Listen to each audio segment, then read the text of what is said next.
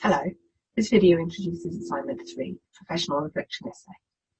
There are 3 main aspects to this assignment: your teaching observations, your experience of the course, and your reflections on your professional identity as a teacher.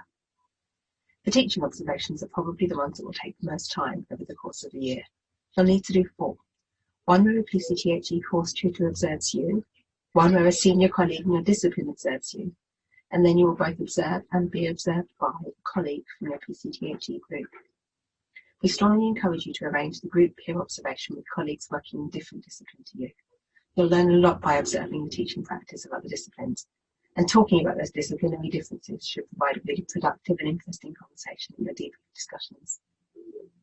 For all of the observations, you should fill in an observation form in advance to let your observer know the context of the session and ask for any specific kinds of feedback you're interested in receiving. And afterwards, you should arrange a chat to discuss how it went. Your observer might also share their written notes with you afterwards. For me, I always start these conversations by asking the person I observed how they felt about the session.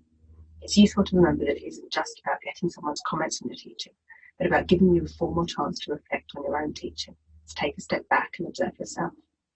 For some people, that process of personal reflection will be easy and familiar. For others, it might feel uncomfortable and difficult. Your disciplinary background might affect that too. Some disciplines build in reflection standard, others don't have anything much like it. It's a useful tool as a teacher, though, so I encourage you to work on developing it if it doesn't come easy to you. We've got another video on reflective practice, so watch that for some pointers. When you're writing up this final essay, you don't need to go through each observation in turn.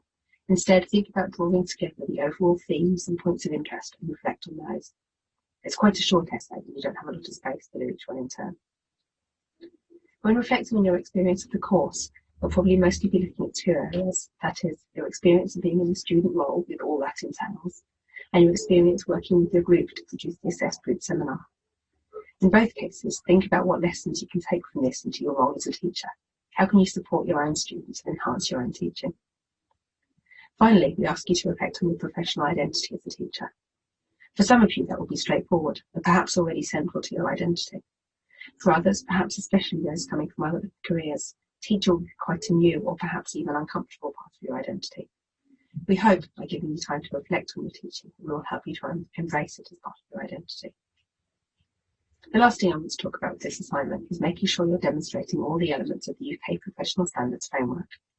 With your tutor feedback from the second assignment, we'll have ticked off which elements we feel you've demonstrated in that assignment, so you'll need to make sure that in this final one you're covering all the remaining ones, so that between the 2 individual assignments you've demonstrated each aspect of the PSF and are therefore entitled to a fellowship with the Higher Education Academy. Again, there's a separate video about the UK PSF, so watch that, read the PSF itself, and keep coming back to the list of areas of activity, core knowledge and professional values to make sure you're demonstrating all of them.